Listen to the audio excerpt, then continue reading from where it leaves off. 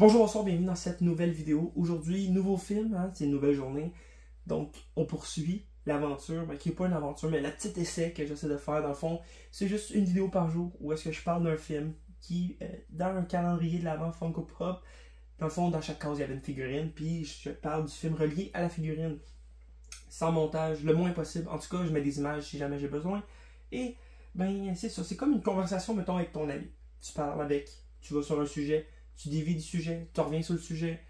Puis c'est comme ça que ça se déroule. À date, j'aime quand même le résultat. Malgré que le premier film, ben, la première journée qui était hier, c'était La Llorona, qui n'était pas un film que j'avais apprécié de base et qui n'était pas un film non plus que je maîtrisais totalement. Ben, lui non plus, je l'ai vu juste une fois. Mais j'ai déjà plus de choses intéressantes à dire sur ce film-là que La Llorona.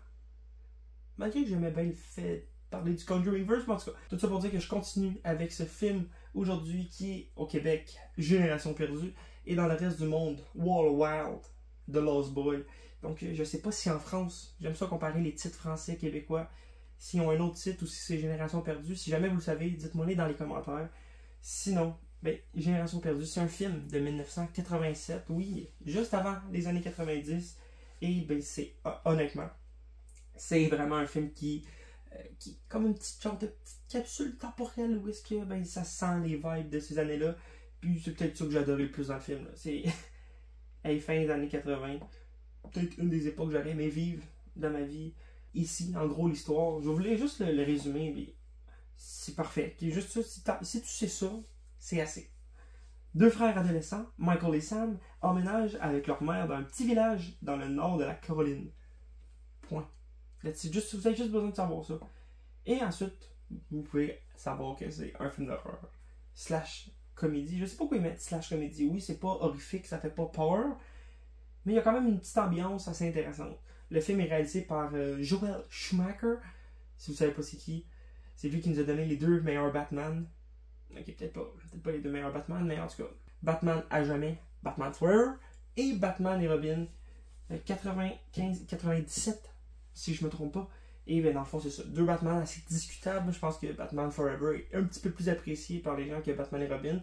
Malgré que si tu le regardes avec. Si tu le regardes avec un certain angle plus comique, il est plus agréable. C'est sûr que quand tu sors des deux films de Tim Burton, ben ça fait clash, mettons.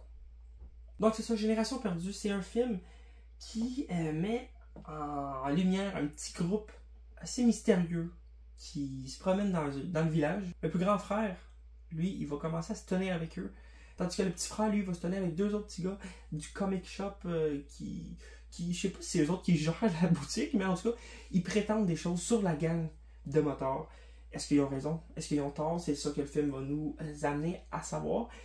Et à la fin, un autre twist. Twist sur twist. Ben, j'ai bien aimé. Et c'est ça. Je vous conseille de le voir. Ça s'écoute quand même très bien. Comme j'ai dit, c'est court, hein. Fait que, si je ne me trompe pas, Crave, vous n'avez pas ça, vous, en France. Mais sur Crave, il l'a. Sinon, vous pouvez le louer sur toute autre plateforme de streaming, dont Amazon Prime. Sinon, vous pouvez l'acheter en support physique. Le support physique, c'est toujours le mieux. Au niveau accueil, critique, le Popcorn Meters sur Rotten Tomatoes, parce que j'aime ça, voir Rotten Tomatoes, parce que c'est visuel, ça se voit, paf! 85% pour The Lost Boy, venant des Popcorn Meters, ça c'est les évaluations de nous, dans le fond, les gens normaux, pas la critique, parce que la critique a donné 76. C'est les Tomato Meters. Nous, on est les Popcorn Meters. Puis il y a plus de 2500 évaluations. Je le dis puis je le répète, mais c'est vraiment une capsule temporelle de son temps. Puis qu'est-ce que j'ai adoré le plus du film? Qu'est-ce qui m'a resté dans la tête? C'est la musique. Puis je vous conseille vraiment d'aller écouter la BO parce que la bande originale est quand même incroyable. Puis je suis pas quelqu'un qui écoute ce style de musique-là, c'est plus du genre de rock punk, je pense, peut-être plus rock que punk. Mais en tout cas, c'est pas un style de musique que j'écoute habituellement. Puis là, j'ai vraiment trippé, j'ai vraiment aimé ça. Puis c'est ça, je vous conseille de l'écouter, il y a des bonnes chansons. Lost in the Shadow, c'est peut-être une de mes préférées. Surtout que la tune dure 6 minutes 37. C'est quand même très long. Moi, de base, des petites chansons de 2 minutes, je suis bien content. Mais là, j'étais agréablement surpris. Je vous laisse découvrir ça pour les fans de musique. Sinon, au niveau visage, il n'y a pas grand monde qu'on connaît, hein, parce qu'il y a le personnage de David qui est interprété par Kiefer Sutherland. Je mets son visage juste là. Oui, c'est le monsieur qui a fait 24 heures sur chrono. 24 heures solo. Hein. C'est plus moi, ça. Ouais, fait que c'est ça, 24 heures chrono, Génération perdue, Compte sur moi, ça c'est Stand By Me. Sinon, il n'y a pas grand chose. Oh, il a joué dans Les Hommes d'honneur. Là, c'est de savoir s'il y a des rôles plus importants ou non. Ce film-là, par contre, Le droit de tuer, A Time to Kill, j'ai entendu parler beaucoup. Je sais pas si c'est bon. Si jamais vous êtes capable de me dire des petits cues, là, dites-moi. Kiefer Sutherland, c'est le fils de Donald Sutherland. Bon, ça a du sens. Quand je viens de voir leur face côte à côte, là, je me m'ostillerai pas pour dire que c'est pas son père. The Lost Boy a eu le droit à 2 suites, si je ne me trompe pas, mais qui étaient direct to vidéo. Fait qu'en 2008, le deuxième, ben la première suite, dans le fond, puis en 2000, L'origine du mal. C'est des films qui ont l'air très très très boboches. 2010, fait que 2 ans plus tard pour le troisième. Puis c'est quand même une franchise qui est. C'est ça, je pense que c'est pas oubliable, mais je veux dire, le premier film a quand même passé le temps, mais pas beaucoup, je trouve, à comparer plusieurs autres. Ce film-là, on dirait que c'est le genre de style de film qui va avoir un remake bientôt. Pas du fait qu'on en a besoin, ni que ça peut être. Ben, peut-être que ça peut être intéressant. Un remake, ça dépend toujours comment ce qui est fait. Mais si c'est juste pour nous ramener dans les années 80-90, ben écoutez seulement celui-là aussi. Tandis que un film de Lost Boy actuel, il y a de quoi d'intéressant à faire. Marqué The Lost Boy LGBTQ, point d'interrogation. J'ai jamais. En tout cas, dans la première lecture du film que j'ai eu, j'ai pas vu une représentation du queer teens, là, comme qui est marqué là. Parce que je vais la. En sachant ça, ben la prochaine fois, je vais le réécouter. M'envoie une petite pensée à ça, voir. Mais c'est-tu parce que le groupe ensemble, le fait que Michael découvre ces gens-là, je sais pas. On sort l'anglais parfait. Why is The Lost Boy a good movie? Et puis là, il est marqué, il est souligné. A movie is now basically a time capsule of the 90s. Anglais 101.